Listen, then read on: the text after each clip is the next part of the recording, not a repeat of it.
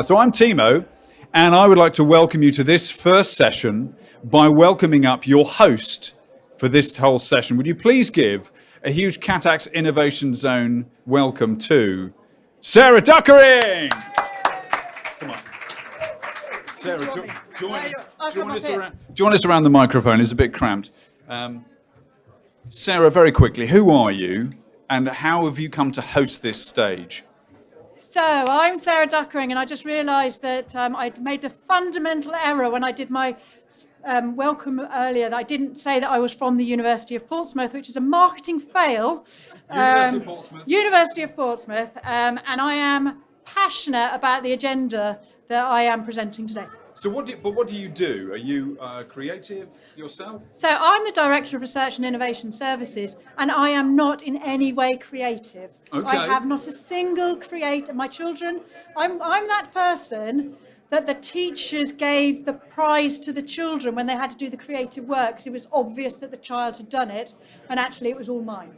That's how creative I am. But you have brought together some very creative souls to share a juxtaposition. I'm using that word, juxtaposition. You liked it earlier. Yeah. Of different viewpoints on a really interesting topic. Exactly. So it's going to be a fascinating session for us this morning. I don't know what they're going to say, and I have given them free rein, which I think is quite risky because I don't know all of them. This is a creative talk. It is going to be creative. Now, I will just say thank you to British Business Bank for streaming us. Hello at home if you are watching this or catching up. And I would like to hand over to you now, Sarah, and to our panel. Take us away. Sarah Duckering! Thank you very much. So I'm just going to set the scene, and then I'm going to invite my panel members up on stage. And what I will do is I'll introduce them at the time, and you will understand what we're going to do. They've all got 10 minutes to wow you with their thinking. And then we're going to have a Q&A session at the end. So, too often, and I've heard this so many times this morning, too often, innovation is synonymous with tech. And occasionally, some forward-thinking people think innovation is around business services, and systems innovation. But this session turns the spotlight on the creative sector. We aim to demonstrate the vital role that the creative community plays in the innovation that has brought us all to this event. So as a starter, I propose that there are at least 3 ways that we can demonstrate this. So the creative community can be the innovators, building new things to address societal challenges. They can also use their creativity to ensure other innovators can bring their products to market successfully. And they also have a critical role in building the quality of place and community that we all want to live in and be part of.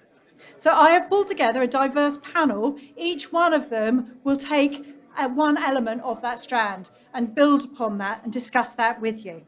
So they've all got 10 minutes. I have got cards, not electric buzzers or any other form of buzzer, to tell them that their time is up.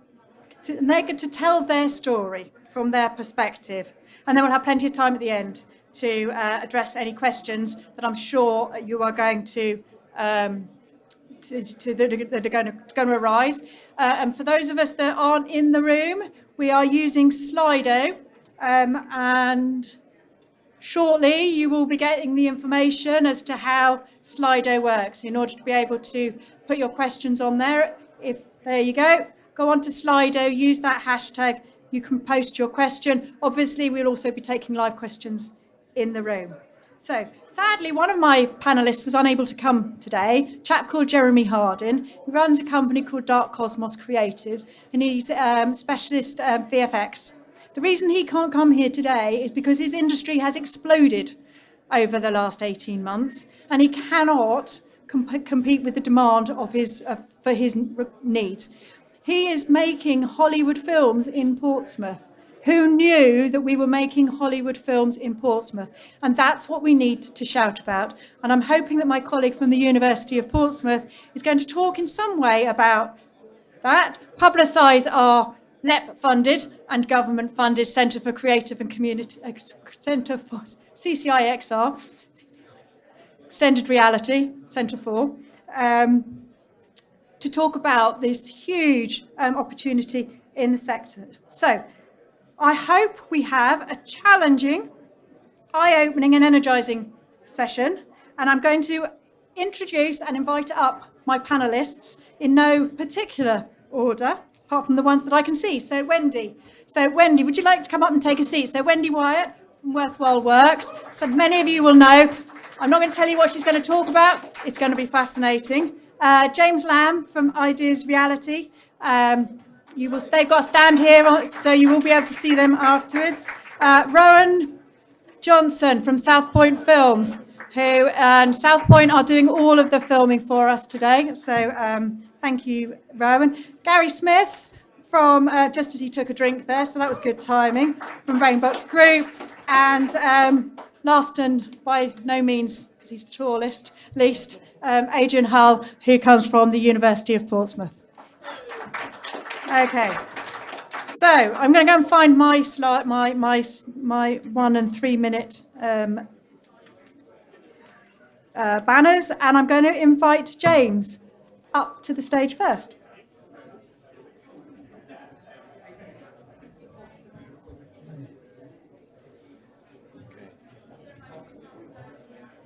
Hi, I'm James Lamb. I'm the founder of Idea Reality. We are a product design and development company in the South. We help our clients who are individuals and startup businesses and bigger businesses to develop innovative product ideas. And I just got a little selection of some of those for you there. So you've got everything from electronic gadgets to fitness products, household items, even cat furniture, and innovative toilet brushes. So I'm going to discuss a bit about why professional design is a good thing and how it can help you if you have a product you want to develop. I'm also going to talk to you about the process of product design and a few tips at the end. Okay, so first thing, and it's probably quite obvious, but just like you would employ a professional graphic designer or a web designer to make your business come to life, it's exactly the same with product design. Trying to do it on your own is not going to have the best results. So expertise can add so much value to your product, not only with innovation, but getting you to market quickly and effectively. As I said, innovation, obviously, the fact that we work on such a wide variety of ideas in all these different sectors means that we can pick different pieces from those and bring them into another sector. So we can help bring a lot of creativity and innovation to those ideas. Protecting the idea is such a big important thing and something that people worry about so much. So when is the right time to protect your idea? What type of protection? And we can advise on that sort of thing. And I'm going to give you a little tip at the end about that. And then obviously it needs to be made. If it's a consumer product, it's likely to be made in a mass manufacture process, perhaps in the Far East. And it's understanding those processes and how that works from the very start so that your product gets through there correctly and has the best result. Okay, so let's just talk about the process for a second. So we start off with we call it concept design, and that's basically where we are creating a range of different ideas that solve the problem. So looking left and right, and this is just a quick example of a virtual presentation that we do of an electronic product and how we can show it looking almost real to allow you and your stakeholders to decide what's the best route for you. And then once we've come up with maybe, let's say, 5 different ideas, we're going to develop and engineer the preferred option. And we want to be able to, using CAD software, obviously, and 3D printing and those kind of technologies. And we want to be able to get that tested as quickly as possible, learn from that, and then, that's an example, sorry, of an electronic device for meditation.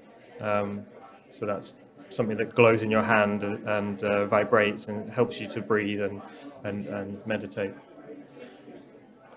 So we need to then learn from that testing, refine, probably make multiple prototypes until we get that working thing that we think is good enough to then go to manufacture.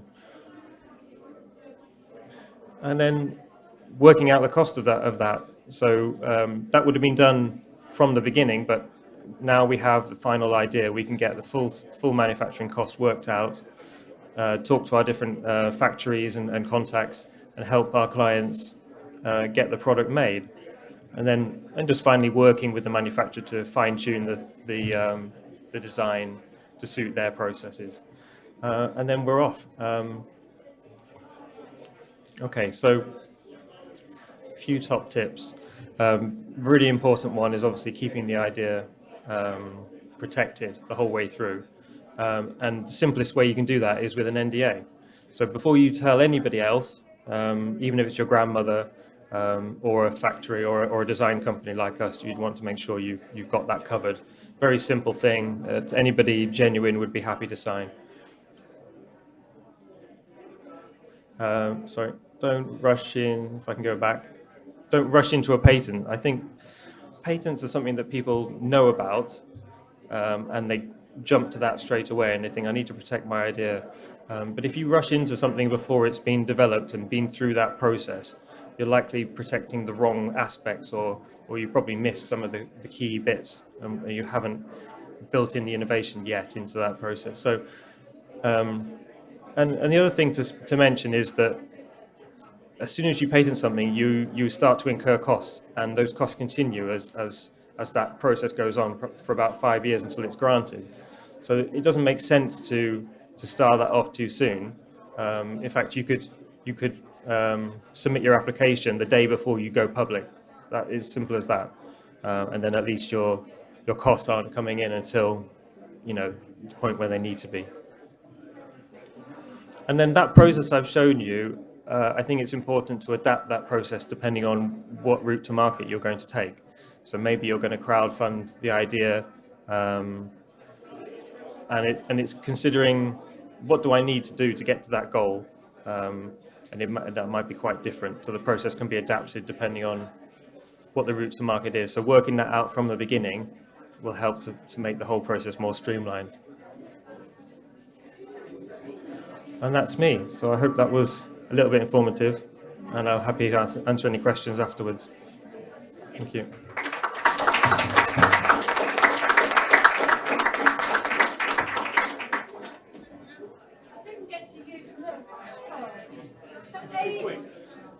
I even had to get someone else to make these for me because my creativity couldn't go as far as sticking some sticky back plastic on a piece of paper. So, thank you very much, James.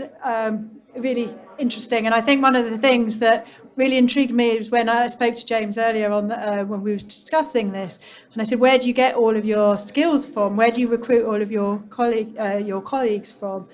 All come from the same university. It's not mine. But I think this is something that's really key in the creative sectors. Where do we get that skills apply? And they all come from the same program, pretty much, because you know what you're getting. And in terms of that sort of like design thinking built into those graduates. So over to you, Rowan. And it all is looking well. And I've had some feedback that the live streaming is working well. So excellent stuff. Right, hello everyone. It's a little bit nerve-wracking being in front of a crowd again. I mean, it's been a very long time. I'll try not to waffle too long because I have a tendency to do that. But I'm Rowan. I run a video production company called South Point Films. For people watching on the stream, you already know us because you're looking at our work right now. For those of you here in the room, hello, nice to meet you all. So we are a production company, and I've skipped too far ahead. I think the thing that speaks for itself is actually our work. So if you don't mind, I'm going to indulge and just kind of show you what we do. This is a video, and I'm warning you guys, it's got sound.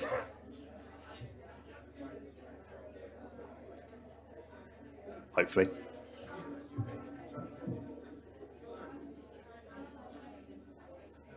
Feel it in your shoes, it's the rhythm and the blues. It makes you wanna dance, yeah, it makes you wanna move, baby.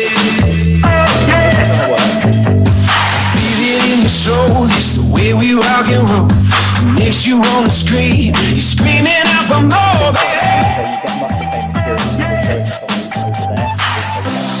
We can hear you screaming out for more. move. Whilst I guess I'll just give you a summary of what we do. So we make corporate videos, and the thing that I always have to kind of caveat when I say that to people is when people think of the word corporate, you think of big grey office buildings, people in suits carrying suitcases and kind of wishing they were doing something else with their lives. We actually really love doing corporate stuff. We don't do anything else. So we work with other businesses purely to promote their businesses to whoever their customers are. Where James was talking about sort of coming up with ideas for products and that kind of thing, we probably, if we were to use sort of a manufacturing equivalent, we'd be further down the line where people come to us often with a brief that they've already designed. So they kind of come to us and say, we want this thing. Can you do it for us? So we're kind of a solutions provider in that sense. We do lots of stuff with different organizations. I'm going to hopefully skip along to a different slide. You know about us because I've waffled on during our show reel. Just while I'm reminded, so we have various facilities. We're based in Southampton, which is obviously where we are today. We've got a studio facility, we've got an edit suite, we've got a voiceover booth, and of course, as you'll see by looking around you today or from watching the live stream, we also do loads of stuff on location. We work with loads of different companies, and I think this is going to take ages to come through, so I'll just skip along there. It's been a while since I've done a presentation, and these slides, I haven't really checked them particularly well. But yeah, so this is an example of some of the companies we work with. The majority of them are involved in innovation. So for example there, we do films for a company that does robotics in cleaning, where they're making robotic vacuum cleaners that go around amazing places like London Bridge, King's Cross Station, cleaning the floors automatically so that the cleaners can go off and do more detailed work, cleaning, at the moment, of course, cleaning things like door handles. So we've been working with them for about 8 years on their videos, trying to push this message that there's a better way to do cleaning, for example. We work with the University of Southampton. Again, there's another robotics picture there in the middle. Obviously, they're involved with loads of exciting research and developments. Again, robotics, that was a project where they're using the robotics for learning and research and that kind of thing. We work with companies involved in things like finance, who are developing new solutions for how we spend money, how we obtain money as consumers. We work with companies in manufacturing and doing innovative stuff there, like metrology and that kind of thing, making promotional videos for them, as well as companies in sectors like fuel. So we work really with very corporate, innovation-focused businesses who are trying to do things that are very different to improve their industries and basically make our lives better. So that's the kind of the sales pitch over. That's what we do. That's who we are. And that's why I'm passionate about innovation and why we are involved with Venturefest. And we sponsor it and we give our services to Venturefest because I really believe that innovation is so essential. And I also believe there's so much of it in our local area. I know that through working with so many different organizations locally who are doing really cool, exciting things that I think most people wouldn't know of. And to be fair, most people don't need to know about them, but they're just really exciting within their industry and within their niche. But equally, the creative industry is very innovative, and I like to think that we are very innovative as a company, and we adopt that kind of future focus and trying to do things that are a bit different and try and push technology forward. So in our case, for many years, we've been using things like 360 video, where you basically take a camera and it takes a photo or a video of everything around it, and you can wear a VR headset and look around it and choose what you want to see. It's a very different way of making videos compared to what we do with our normal cameras, where we're making all the decisions about what people look at. And we've been doing that for many years. We do things with green screen, which is actually quite a very technological, complex process, especially when you start doing it in a live environment where it involves so much expertise with things like lighting. And then, of course, we're doing live streaming as evidenced today, and drones and that kind of thing too. So we're always looking for new things that we can use with our customers and find interesting new ways to promote businesses and ultimately to communicate. Now, as a whole, and I'm going to try and speak more agnostically now, what we do as a video production company pushes so much technology to the limits. Live streaming, for example, requires for us to stream in HD, or as the demand becomes for 4K or 8K or beyond, particularly with doing 360 live streaming, which is possible to VR headsets and to that kind of thing. We need a ton of bandwidth. And one of the big problems that we've been having with doing live streams out and about for these hybrid events that everyone's doing, and we started live streaming back in 2015, promoting all these benefits. People can stay at home, they can tune in when they want to, they don't have to travel to a specific place, it cuts down on the environmental costs, all these wonderful benefits. We've been trying to get to people since 2015. People have finally realized now, for better or for worse, due to the pandemic. But it really does push things. We have to check whether the venues have internet. There are so many places that don't have reliable internet and don't have the ability to let us stream there because all they've got is a Wi-Fi connection and everyone else in the room. So currently here, I don't know how many people there are, off the top of my head, 50 people, just that I can see, including some of the people at the back. I mean, in this whole venue, there are hundreds of people all connecting to the same Wi-Fi. Well, how are we supposed to cut through that and deliver a really high quality stream when everyone else is doing stuff? Sorry. So we push things to the limit.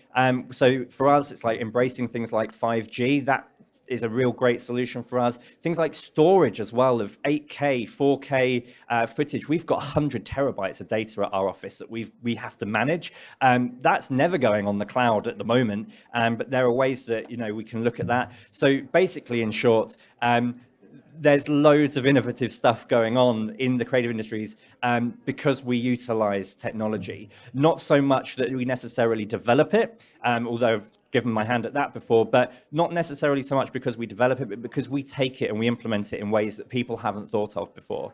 And that in turn creates the industry for people who are here exhibiting and showing off cool new things, for us to actually take that away, use it in practice, and get other people using it as well. So in a nutshell, that's why we're great and we're doing really innovative stuff. Thank you.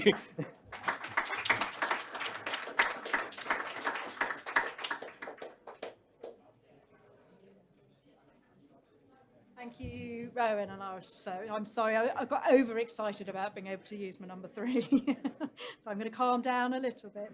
But I love that definition of innovation. And again, it's about taking something that already exists and using it in a way that it wasn't originally designed for. And to my mind, that is a classic definition of innovation. I'm going to invite Wendy up onto the stage now. And I know that Wendy is going to talk about something very different. So over to you, Wendy. Hello everyone. You hear me okay? I'm a bit smaller. I just use this. Hello, I'm Wendy. I run a not-for-profit in Winchester called Worthwhile Works, and we work in regeneration projects and creative industries consultancy. I've been working in the creative industries for the past 25 years. At national level, working with the DCMS, I worked for Boris Johnson and Ken Livingstone, and I continue to work with the Mayor's Office and champion the creative industries in this region, but also nationally as well. And I worked internationally in the music industry. That's me. Ooh, I'll go back.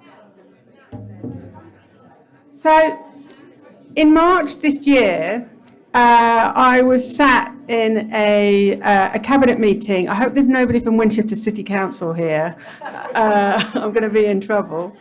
And we were discussing or trying to approve a regeneration project for Winchester, a creative hub, if you like. And the cabinet member, one of them said, I don't see why we're supporting this project at all. No point. The creative industries is just a bunch of hobbyists and they don't make any money. And I know that's not true because I've been working in the creative industries for 25 years and I know there's plenty of money to be made. Why did she say it? This is a project I was working with Turner Works, who are an architect in London. And the idea was to transform a very derelict part of Winchester into a creative hub. And the reason for that is because what we want to do, and what I think is a bit of an issue across this region, is to draw out the talent. That's what creative hubs do. They draw out the talent, they become a focal point for the local community and for different organisations as well who want to find that talent. It's very hard in this day and age when people are working from the kitchen table and hidden away. So the idea was not necessarily just to support creative incubators, but also to act as a magnet for the wider region as well. And creative hubs are very successful. This is an example of Pop Brixton, which created 170 jobs for the area, but also a lot of the businesses there, the model is that they stay there for 3 years and then they move on. They're ready for bigger premises. But in that time of being there, they get that support network and they're able to grow. And I think that that model is becoming increasingly important.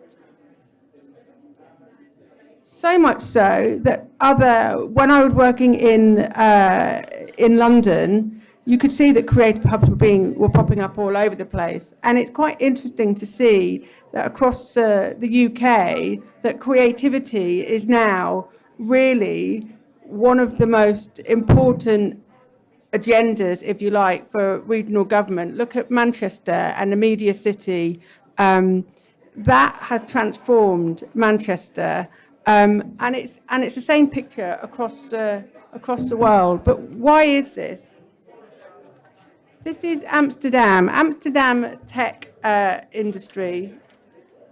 Amsterdam has grown a lot over the last 10 years, and obviously the digital sector has taken off a lot.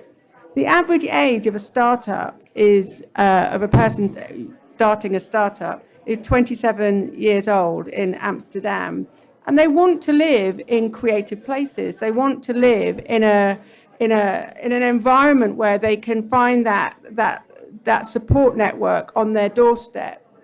Amsterdam has grown so much that it's now, I think in 10 years, it has created 100,000 jobs within the creative and innovation sector.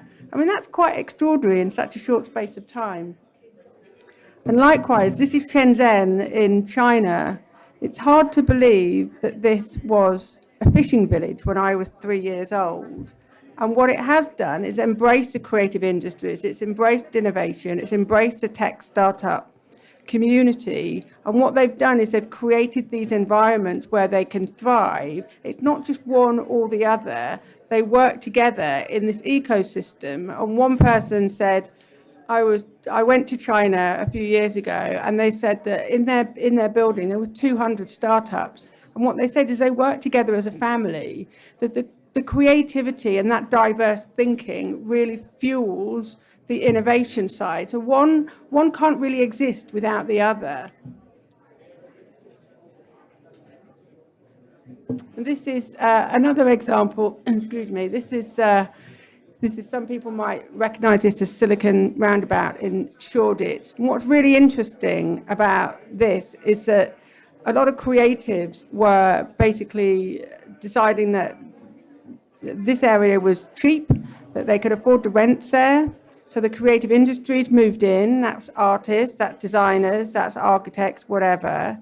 And then the tech industry followed, because that's where the talent is. And that's what the big companies want to, that's why they're there now. The Amazon, Google, they've all based their offices there. So what started as a bunch of penniless artists, has actually fueled, I think it's £11 billion worth of venture capital funding in that area. And it all started from having a creative community. So what's this area doing to promote its creativity? Well, there's been a new initiative that's been launched by, I think, Hampshire County Council, and it's called Hampshire's Story. And I went onto the website and I thought, brilliant, what is Hampshire's Story? I'd quite like to know. And on there are some very beautiful photographs, and there is nothing on that website that I wouldn't agree with. It's got the most incredible South Downs National Park. It's got brilliant maritime industry. It's got incredible heritage, but there's not a single mention, or at least I couldn't find it, of the creative industries here. Not one. And I think that this area, as we've been hearing, actually, this is something that needs to be shouted about a lot more, because it will attract investment, it will attract talent, and that is really what I think the aim of this Hampshire story is all about. No mention of City of Culture, the bid for City of Culture, which I think is a real shame. And to give you a sense, this is a bit of a snapshot of emerging trends that are happening across the region. It's hard to believe that in Winchester alone, it is the biggest cluster of architectural practices outside of London. There's 500 architects practicing in Winchester, and they're all very keen to learn about new building models and new materials, which is basically, this is the whole ecosystem working together again. I really like that house, by the way. Which is why I decided that I wanted to set up Winchester Design Festival, and I've been making an attempt to set it up for the last 18 months. COVID kind of scuppered it a little bit. It'll happen eventually. And the reason I wanted to do that was not necessarily to showcase Winchester's design scene, even though it's got an amazing art school and all the architects, etc., but actually as a magnet and to draw out the talent, because there's a lot of talent here, but in my view, it's hidden away. And as I say, if this area wants to be taken seriously as a place of innovation and startups, and these startups grow, then I think that really where it needs to start is by looking and championing the creative industries. This is Johnny Ive, who invented the iPod, and he started off as a sculptor, and his granddad was a silversmith, and he says that actually the visual arts are really kind of what really got him started and thinking about product design, and so I challenged the cabinet member for Winchester City Council to think again about penniless artists not making any money, because I would beg to differ. Thank you very much.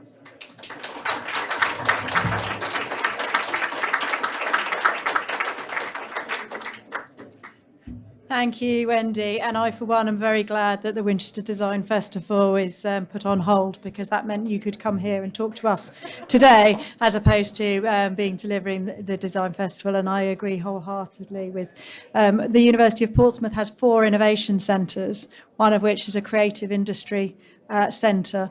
It is full. It has been full from throughout the pandemic.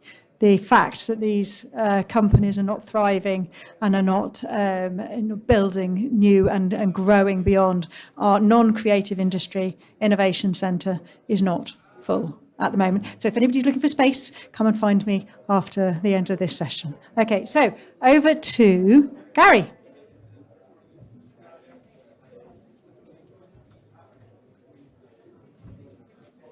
If I'm looking down, it's not because I'm ignoring you guys or not trying to make eye contact. It's my way of making notes on my phone, so I remind myself.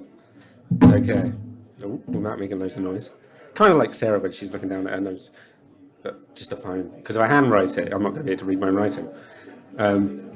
So yes, I'm Gary from Brainbook, and basically what I did was design some software that helps people with dyslexia, autism, and a very variety of different disabilities and difficulties use different technologies in workplaces, education, general day life that you have no idea that people have sort of difficulties in.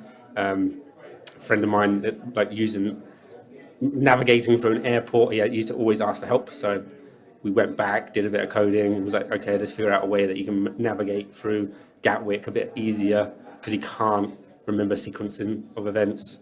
So we did that for him and how to do that so it's more independent. And I've noticed this morning I'm getting like millions of phone calls when I normally don't, and that's the time I'm using my phone. So this is great. So if I say go away, it's not you, it's whoever's phoning. But what I really wanted to sort of bring to you is neurodiversity, which is what me and Sarah really did talk about quite in depth. Your brain is just as unique to you as your fingerprint is to yourself, but we don't really see it that way, and that is genetic factors, your upbringing, your social circles. There's a lot to the way that your brain develops up until 25, if I remember that correctly. And that's where I come into this sort of world of creative space. And one of the reasons why I'm not using slideshows and not developed a sort of speech in a structured ways, because my brain doesn't work that way. I am very dyslexic, and my memory does not work in that, let's do this, then this, then this, and this. So I just have a few bullet points to sort of guide me along. So that's what I do. I build software for people to help them out, but I need to really go into is why. So everything that we do in life is very much, it's this or that. School, when I was at school, GCSEs, A to G, now 1 to 9, if I remember that correctly. And when you're at school, if you're sort of typical, you can write, you can read, you can do anything that you need to do in any subject to sort of take the information in. School is very much, there's a reason why I failed it, is because you do it this way and this way only, this is the answers. But when I got to university, no one would take me on because my grades weren't that good, until university did take me on, and I got one of the top grades in the whole university. And I'm like, hang on, why was this? It's because I was able to actually think and express myself the way that I needed to do. It's funny enough, it paid off. Just to help Sarah out, get more students. Uni does work sometimes. And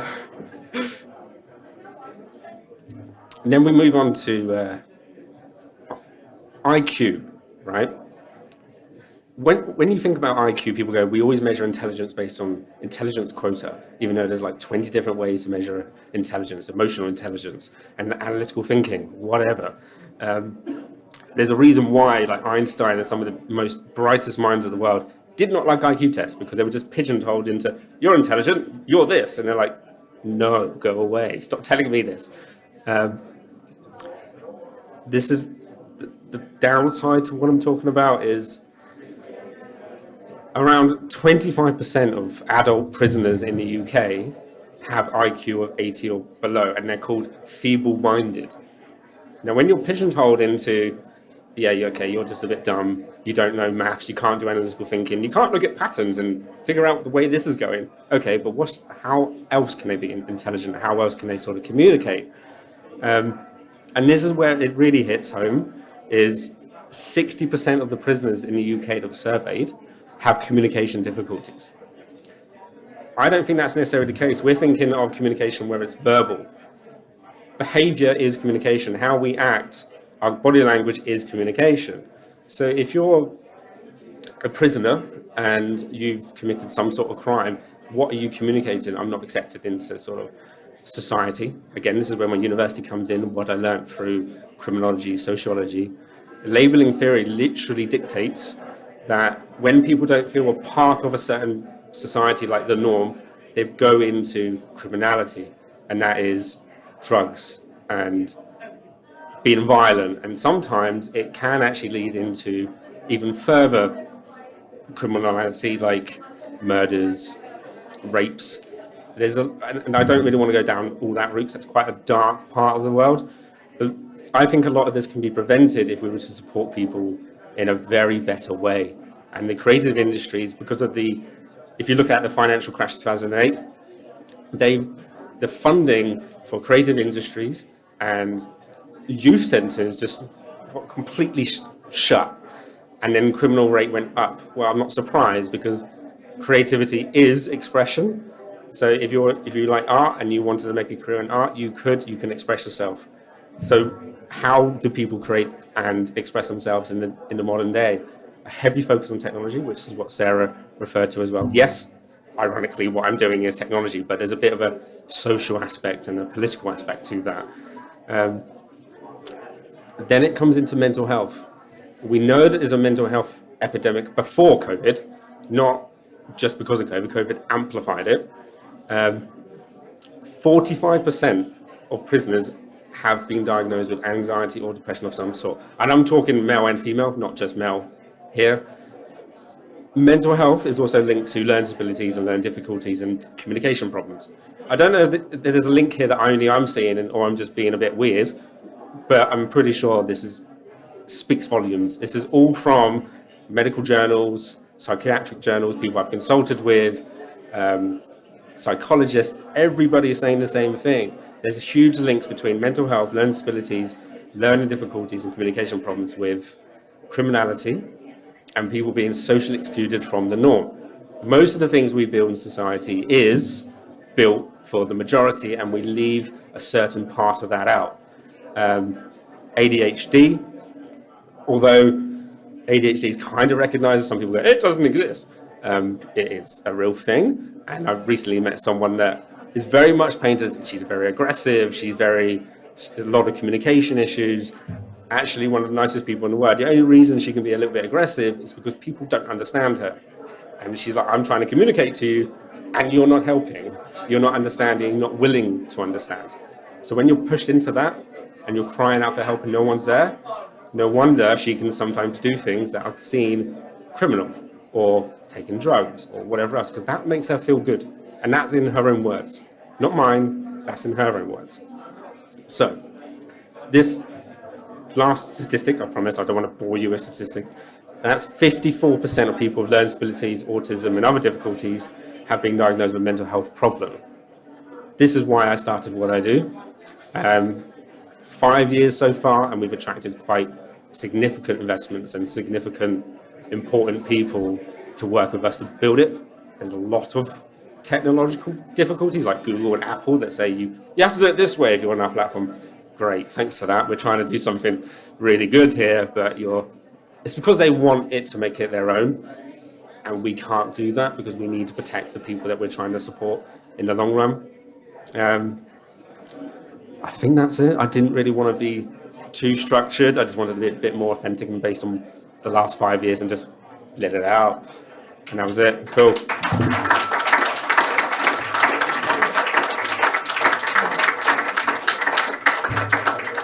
Thank you, Gary. Yeah, Gary and I had a fascinating chat, and I do think that neurodiversity is such an important agenda. And I did share with Gary that I work in a university environment, and I'm glad that Gary has experienced that environment, because we do actually, we celebrate neurodiversity. We require neurodiversity to work in in that sort of environment. We actually celebrate it and recognise it for its strengths, but not necessarily the whole of society. And I think there are huge links between the innovation and innovators and that whole concept of looking at things differently, which celebrates and recognises neurodiversity as the thing that you want, that diversity. So, and also in our straw poll of our panel, when we were originally talking about it, those links between the creative sector and those that demonstrate neurodiverse strengths. And so, really interesting. Thanks, Gary, for freeforming and bringing that agenda to us, and hopefully some questions that come up at the end. Okay, so our last panellist is Adrian Hull, who's one of my colleagues at the University of Portsmouth. So I'm not going to introduce him any more than that because I haven't for anyone else. So Adrian, I'm a bit scared about this, but I'm just going to say the floor is yours.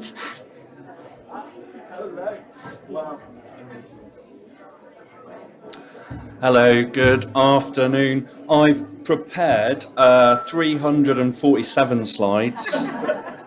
I thought that would be really useful. Now, what I've done, I've got a little bit of my personal background. I'm going to bare my soul to you a little bit. Then a little bit about the sort of area of the University of Portsmouth that I work in. And then a little bit about a new development that basically has got its doors open for everyone to get involved in, hopefully just after Christmas.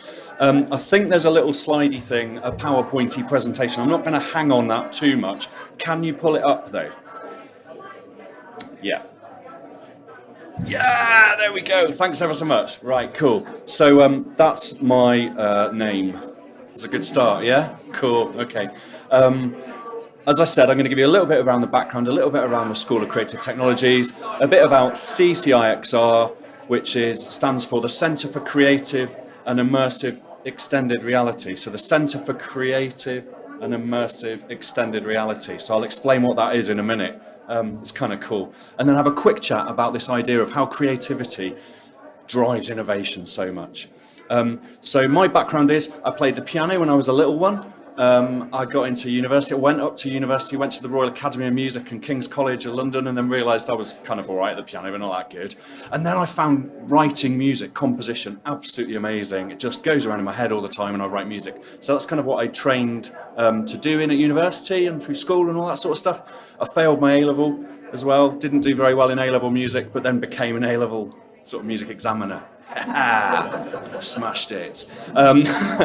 Then with my partner I had an option to go and study in Paris or Cardiff. She said she'd come with me, and I went to Cardiff. But I had a great time there, did a doctorate, and then during that time started exploring businesses and innovations. So we set up a new music ensemble in London, a London Contemporary Music Group. We did concerts for 4 or 5 years, even turned a profit. But remember, creatives don't make any money, especially not in new music. Then, as I was coming towards the end of my doctorate, I set up a business called Archimist, which is about enabling people to commission music.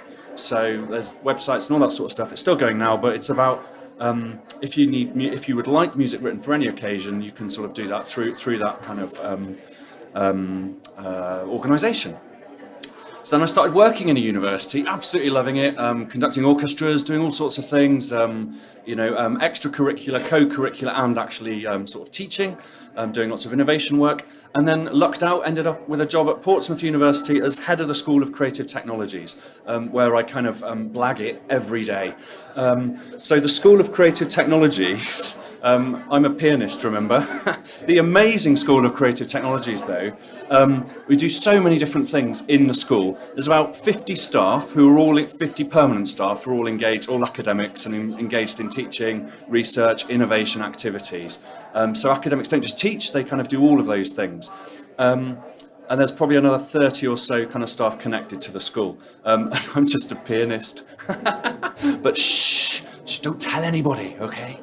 So, what we do at the school then is we teach undergraduates BA courses, which are arts courses, and BSc courses, which are more scientific. Then also postgraduate and doctoral studies. But really importantly, we do lots of work with schools and colleges and other institutions as well. And then the key thing is other people and other organisations. And like any university, any decent university, we've got our doors open to try and build relationships in the community, whether it's regionally, nationally or internationally. So the whole point, the fundamental reason for creative technologies, when I was maybe sort of 12 years ago, I asked my little lad for some career advice because I'd been offered 2 roles. One was as head of music at a university, classical, and one was as head of creative technologies. And he said, "Daddy, everyone uses computers, you idiot." So he was right though, I moved into more technology. But what's interesting is, I think there's a bit of an artificial divide. There's no real separation in my head between creativity and technology, or creativity and the sciences, I think. They're very much related. So if we in the school look at things as being both creative and technical, and arts plus science as one related thing, then I think we're onto a winner. There's a big list of courses that we've sort of run there: augmented reality, virtual reality, computer animation, computer games technology, computer enterprise, BA and BSc creative computing, I'm pretty sure, there's a list. Great, well done. A huge range of subjects though, all of them though, I say this to the students, I couldn't do what they're doing. They have to be experts at technical things, at software, at hardware, but they all have to be experts at creativity as well. They have to understand what's happened in the past as well as what's happening nowadays in terms of software. Oh, look at that, social. Are we getting social today? There's an Instagram or something, is it? I don't know. And twitting. If anyone wants to do a twitting, then twit it. Love it. Love a bit of twitting. It is right, isn't it? Ah, you see, now, if anyone had corrected me, I'd have given you a £25 voucher, but that's okay, you know. Okay, so twitting or Instagram, we're there. Now, the thing that I think we're kind of quite excited about at the moment is our Centre for Creative and Immersive Extended Reality. The Sonant LEP funded, or sort of part funded, the development of this set of facilities. Which, as you can see on the screen, basically there are 5 main areas that these facilities at the university kind of cover. So virtual and augmented reality and mixed realities, volumetric capture, motion capture, photogrammetry and immersive sound.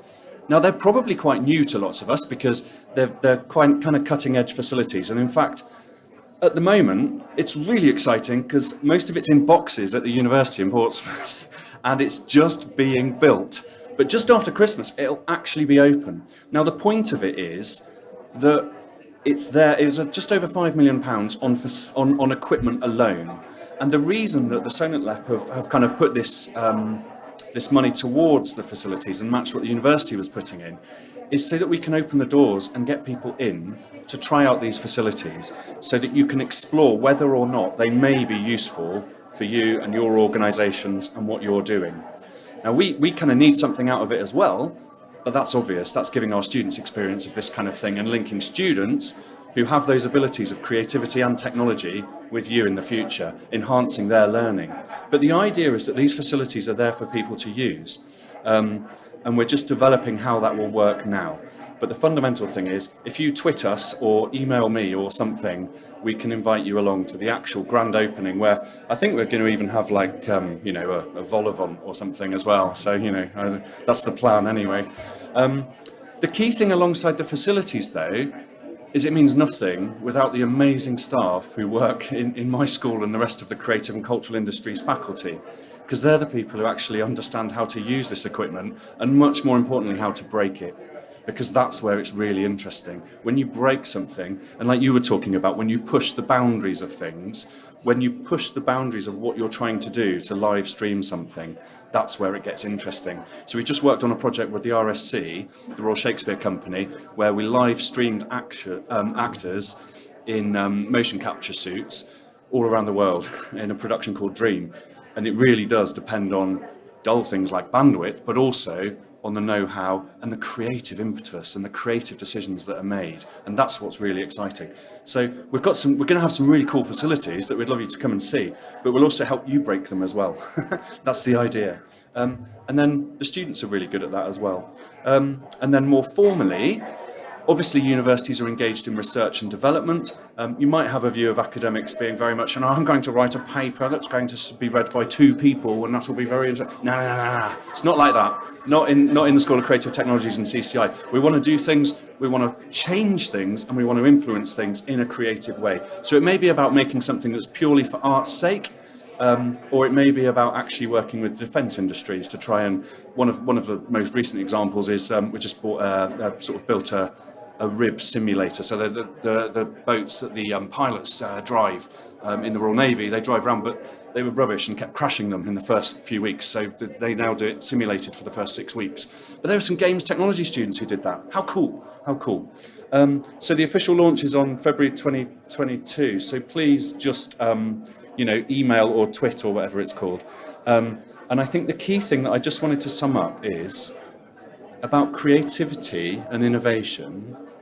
What people like you, I suspect, are interested in is thinking, understanding, questioning, disrupting, improving, experimenting, iterating, evolving to produce solutions that are simple and elegant. So if somebody says, oh, well, they're just hobbyists or something, stuff off. That's what we deliver all of the time, okay? That's what I believe anyway. I'd love to hear from you, twitting or emailing or whatever. Yeah, it'd be lovely. Thanks ever so much. Okay, cool.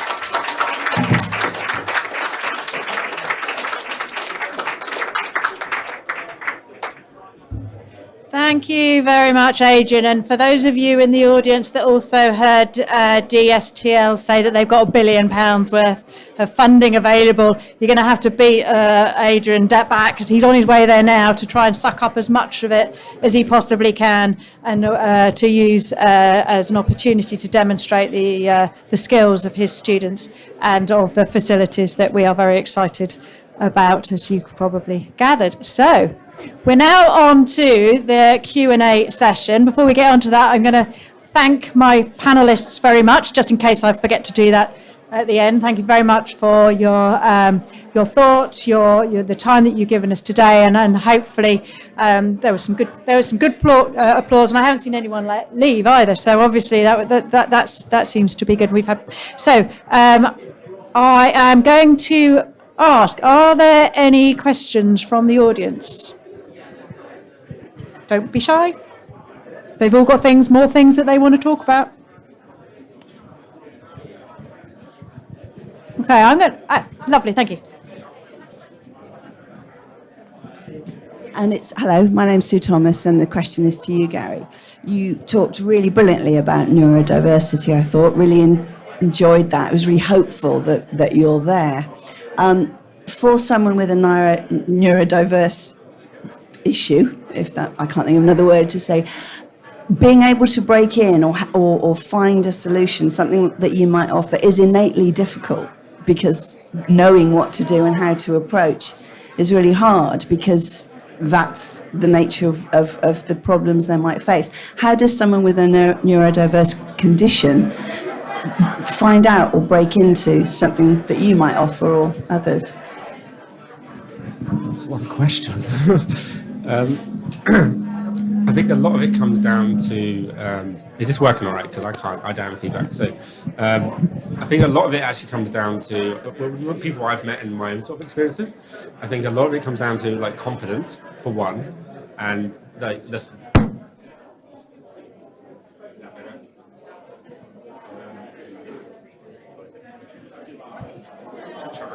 What about now?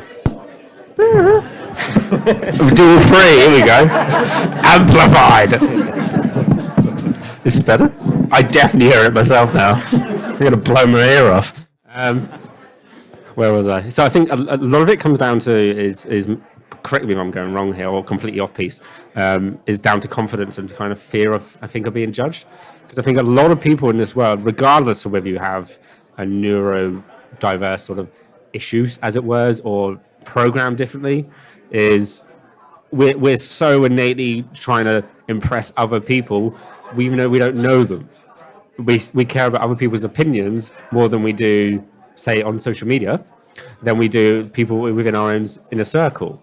Do I care about what Sarah thinks about me? Yes, because I'm here in her presence. Do I care about what she thinks of me tomorrow? Probably not, because I'm not going to see her every day. But I care more about my girlfriend's opinion of me than I do anybody else's, because she's the closest one to me. So I think a lot of it is down to fear, confidence, and just not being afraid to make errors and mistakes. We all been told by how many innovators in the world that mistakes are a good thing because you learn from them. Whereas we still, especially in the UK, we have a culture of, oh no, we can't do that, we can't invest that. What if it goes wrong? Screw it, just see what happens. You don't know how it's going to go. There's so many people on this panel that I can actually see working in so many different industries, like social care and some other industries, and they don't even see it themselves because they don't know it. Does that make sense? Does that answer the question? Okay, cool. Next person's got this question. You've got to hold all three, please. There is a follow-up question, I think, that's come in online. I'm going to give Gary a break, because I'm going to ask some of the other panelists if they want to address this question as well. Because when we talked about this earlier, it was resonated with the rest of the panelists. So the question is, do you think society is more accepting of neurodiversity? How can we celebrate and encourage people to share their learning difficulties? So I will let Gary come back to this, but before we do that, does anybody else on the panel want to talk about this from their perspective?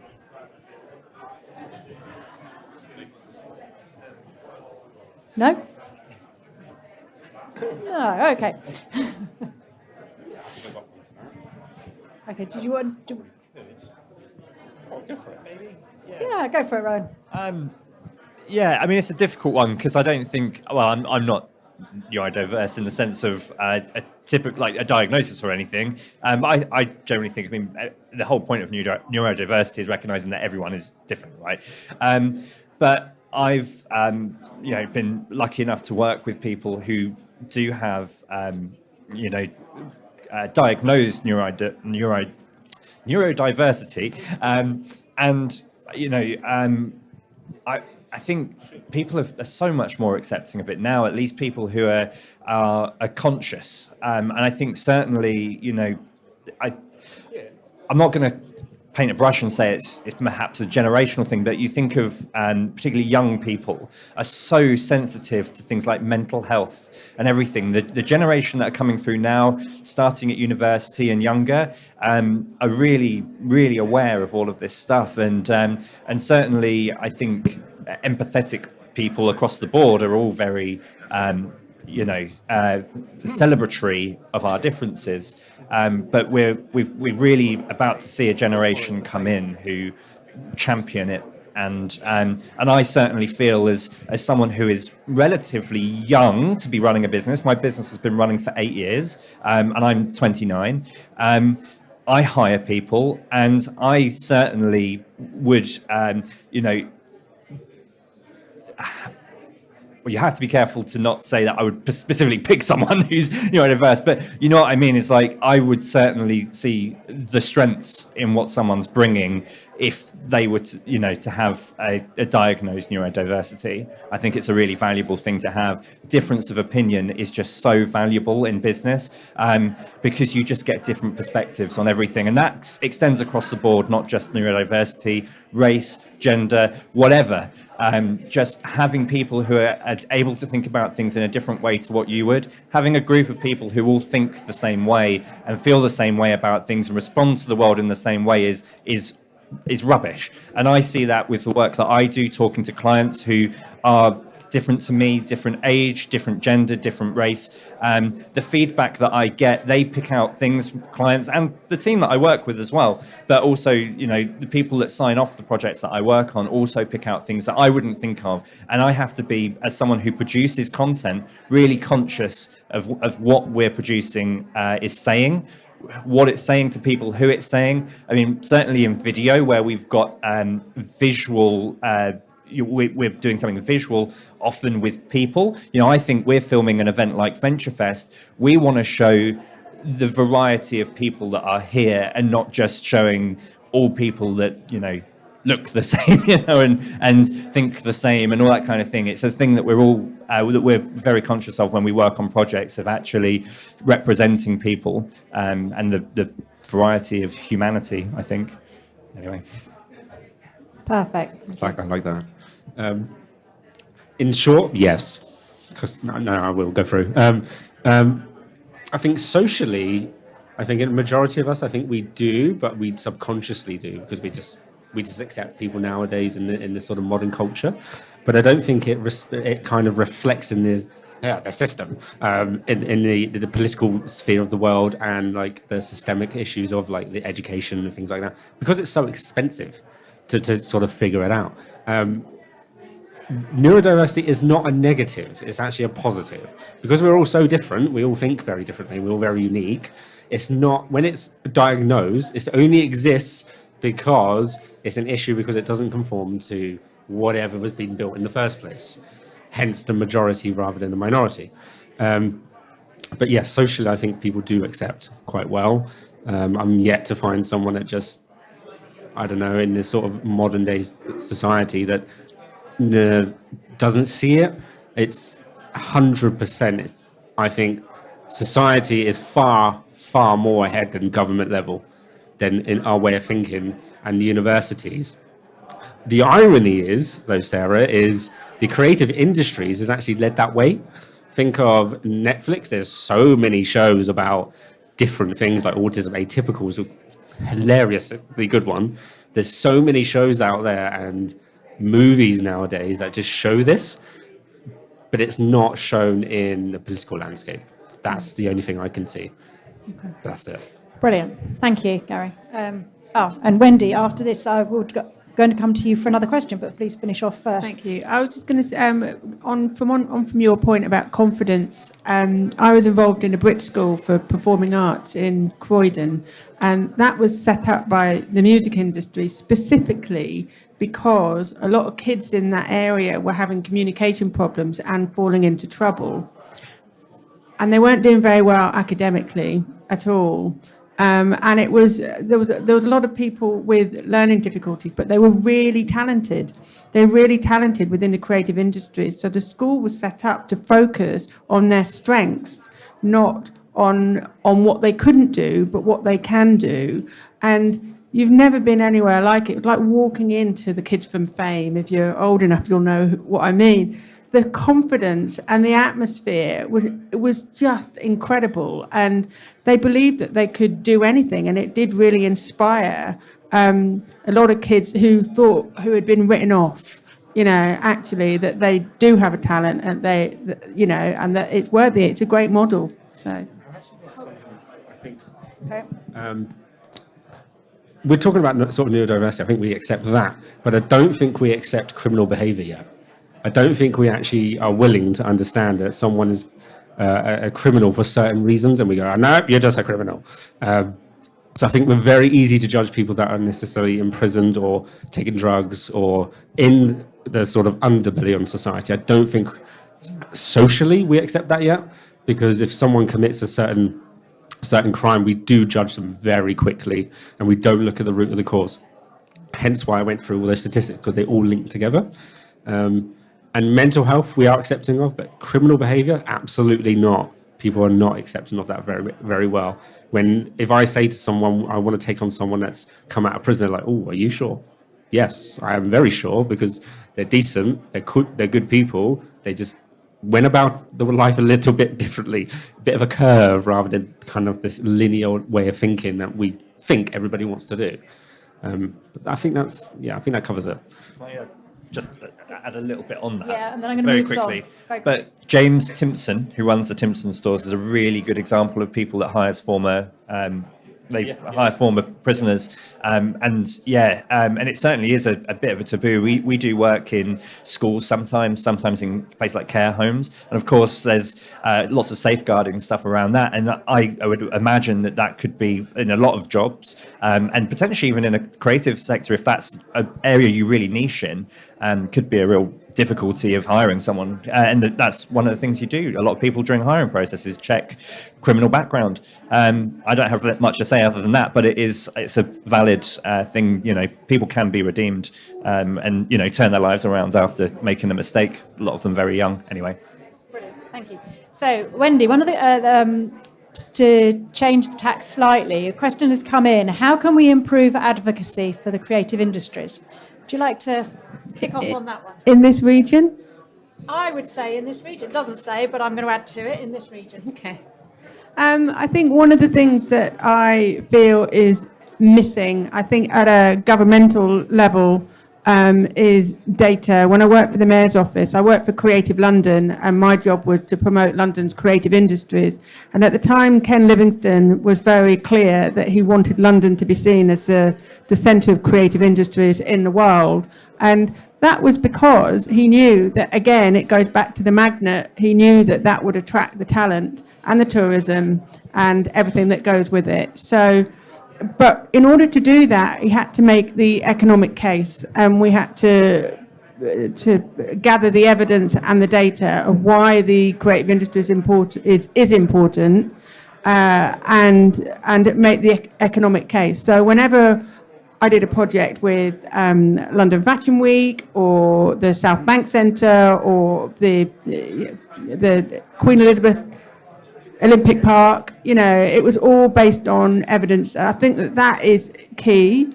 I think that is what is missing in this area. I think there tends to be too much, in my view, of postcode tribalism here. I see this area as being very fluid.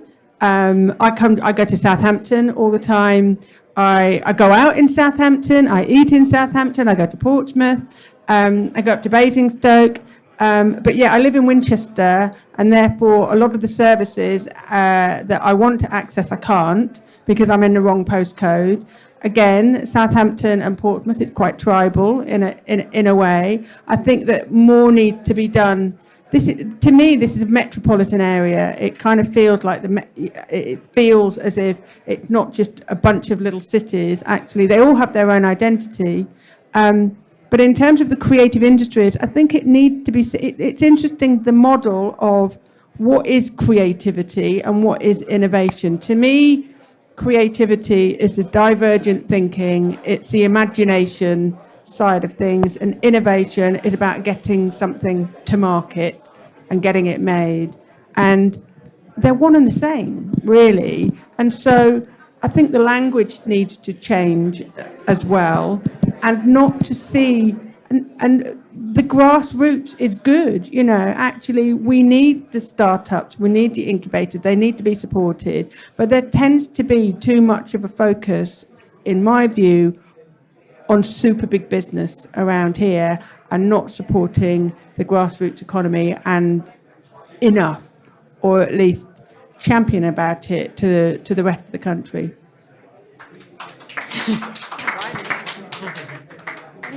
Anyone else want to add advocacy for your industry? Adrian, go on then. I completely. That's such a good point, isn't it, about creativity and where it's used. I know there's a question around careers and stuff, but before maybe we get to that, I think the key thing for me is that creativity isn't just about writing a piece of music or painting an artwork. If we've got someone and we need to send out 100 information packs, that person who can be creative and do it slightly more efficiently and quicker and almost enjoy it, maybe, that's worthwhile, isn't it? So I think we've got this fundamental broken thing at the minute where they're seen as separate things. The Arts Council a few years ago tried STEM and then adding arts into STEM, so you have STEAM. I kind of love that because STEAM's so much more vibrant, but it's also a bit hot, isn't it, if you burn yourself on it. But that thing about the arts and creativity not being separate from innovation and business and daily life. There's something called the 4C model of creativity, where kind of everybody is creative because we can work out how to go through a door. That is creative. We get that problem, don't we? We can't work out how to get through the door, and then it moves on into professional creativity, and then Mozart type creativity. Just saying, I agree. Okay, whilst you've got the phone, Adrian, there were a couple of questions that the microphone. There were a couple of questions. One around careers. And the other about how do people actually, and I'm thinking it might be actually written by someone who knows too much, because they've actually got the Centre for Creative Immersive and Extended Reality, which, unless you're in the know, is quite a difficult thing to remember, which is why we call it CCIXR. But would you like to cover that one off as well, Adrian? Yeah, so careers are it's really interesting, isn't it? So in a fast-paced area like creative technologies, I think we get asked this a lot at open days by parents, actually, not so much by the students. And I think the honest answer is we don't know. That's the whole point. We don't know. We know you're going to have certain skills when you leave university, whether that's Portsmouth or Southampton or any university. You should have some skills. Some areas, I think, are more equipped maybe for the next, the rest of this century. And I'm obviously an advocate of people who have both creative and technical skills. Otherwise, I wouldn't be, in the area I'm in. The actual careers, in terms of a list, I think it's totally meaningless. What I think we want to equip someone for is a role, a sort of variety of different roles. And do you know what's far more important to me is that they are happy. And that actually is fundamentally much more important than whether they're going to go and work cutting grass or for Apple or Google or something. I don't care. I want them to be happy in 5 years or 10 years' time. I want them to have the opportunity to be happy. And I think that comes from, intellectual stimulation, from competence. We need a baseline salary to be happy. But that's the key thing that really matters to me, and I think to the 1,000 or so students. We try and inculcate and drive them to do interesting things and to enjoy what they're doing, because fundamentally happiness is worth a lot more than any particular salary, I think. now, part 2. Part 2. Quite a The technical question. Centre for Creative, Immersive and Extended Reality. How do we work with and how can we support people, basically? Okay, so the university's a charity. We can't give stuff away for free, but fundamentally, we want to work with, and in fact, it's written into the sort of the funding agreements that we will support SMEs and big companies and little companies and individuals. So the way we're looking to do that is by, well, there's a number of different ways that we can do it. We can invite individuals in and have conversations with them. We'll have open days where people can come in and see the facilities. And in fact, if we look at something like a photogrammetry rig, which is hundreds of cameras that can basically photograph something in real time and then pull it into a computer modeling system, so we can use those kind of characters or things in software. A business isn't going to be able to afford that. An SME is certainly not going to be able to afford that. So we want to make that available to you to be able to come in and try out. It may be that then you decide that is the way you want to go. So that's one way that we can help SMEs. The other thing is around processes and advising through our students and academics on specific projects. And it may be that you come in, you talk to us, we try out some facilities, and you decide that what you really want to do is not go anywhere near VR because it's totally irrelevant to your organisation. And I think that's kind of helping as well, because you won't have had to have spent however many hundreds of thousands of pounds trying it out. So I think that's one of the things that we really want to do. But remember what a university is. It's a load of really inquisitive people and really kind of people who are in the mode of learning and trying to break things. So I think that's what we can do. It's got to be said already, the centre isn't built yet, but I think we've already worked with upwards of 50 SMEs in the area. So it's kind of open now. So do email or tweet or whatever it is. Yeah, thank you. Okay, that's really enough. Bye. Okay, Rowan, keep hold of the stick. I love this question. Rowan, what difficulties do you find in pushing more creative solutions or approaches to risk-averse clientele? Oh, that's a good question. So, as I alluded to in what I said, live streaming is a perfect example. We started doing live streaming back in 2014. That was the first time I did a commercial one. I started doing it back at university back in 2011, and probably even little bits of it earlier than that. And I was trying so hard to encourage people to do it. And the problem we had with event organisers, events of this sort of size, so we're not talking, football matches or something which are already being broadcast. We're talking relatively small in the scheme of things, business events, where there's a big audience who would be interested in the content, but can't necessarily get there for whatever reason.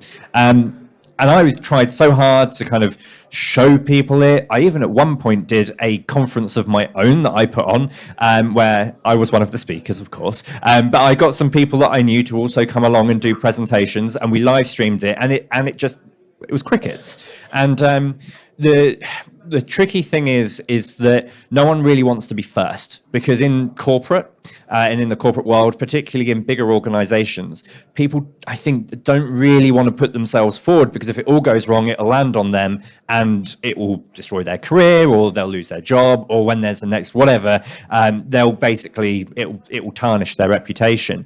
And it's a really difficult one. I don't think there is a solution other than simply finding ways to do it and then showing people that you've done it, and then the next person will go along and say, okay, well, they did it and it worked for them, we'll do it. That's the only way you can really get through to people who are struggling with the risk, is just by going out and doing it. And that's why I've personally found opportunities to try and show a lot of this technology, not necessarily opportunities where we even get paid for it. Sometimes it's stuff, like I said, I put on a conference voluntarily, just on my own accord, to demonstrate that it's possible and that you can make it work, because sometimes you just need an example that you can say, we did this then, it worked, and it would work for you. And that's how it works a lot of the time. I don't think you can convince people to be early adopters, but I think what companies can do across the board is try and create that culture within their company where it's okay to try things. So for anyone out there who is in a position of seniority in your organization, please try and create that environment where people can suggest an idea, and even if it doesn't work perfectly, the fact that you've tried it is more important, because that's the only way you're going to drive forward. But for people like me, I don't have much say. I just have to try and do a good job of putting it up on my portfolio and saying, this is what we did, this is who we did it for, and it worked well for them, and hopefully it will work for you too.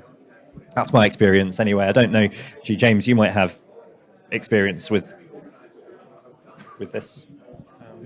So what was the original question again? How do you work with clients where they're slightly risk averse and you're trying to push their agenda, bringing your creativity to try and encourage them to take a new approach, a new solution? Yeah.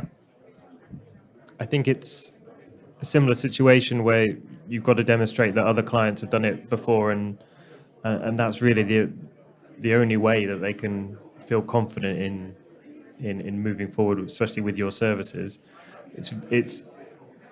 It is a very difficult thing to do, to decide to invest, maybe a significant amount of money in this idea that you've had, and it can be an expensive journey, and it can be quite a lot of investment until you see that either, yes, this definitely is the thing that's going to work, or you'll actually reach the point where you start making money as well. So I think it's confidence as well, and the belief in the idea that's essential, and there's very little you can do other than that. But there's funding available as well for things like this, and if you can put a good case together, that could give you the confidence as well to invest your money and hopefully get some additional help. Okay, thank you. Now, I'm going to draw it to a close there, because I'm feeling that I could do with another cup of coffee, which probably means that everybody else in the room could do with moving around a little bit. And I'm conscious that Adrian's getting a bit twitchy, that there might not be the whole £1 billion left by the time he gets to DSTL. And I wouldn't be doing my job properly if I didn't allow him to hot-foot it, to go and talk to them. My panelists are going to be around for a little bit longer, so if you want to have conversations with them, please, I was going to say grab them, please approach socially distance in an appropriate way, grab them, and I'm sure they'll be willing to talk to you further. I hope we've addressed our brief, which was to demonstrate and to challenge as to why the creative industries has such an important role. And for as long as I stay as a partner on the board of Venturefest South, I will be championing it and working in the fields that I work in to ensure that it gets the full recognition that it deserves. So if I can just say thank you again to my panelists. Thank you to our audience for your questions and for staying with us and sitting and engaging and listening to us. And I would invite you now to go and mingle with the other innovators, to enjoy bumping into people, and hopefully enjoy and engage with the rest of your day today. So thank you very much.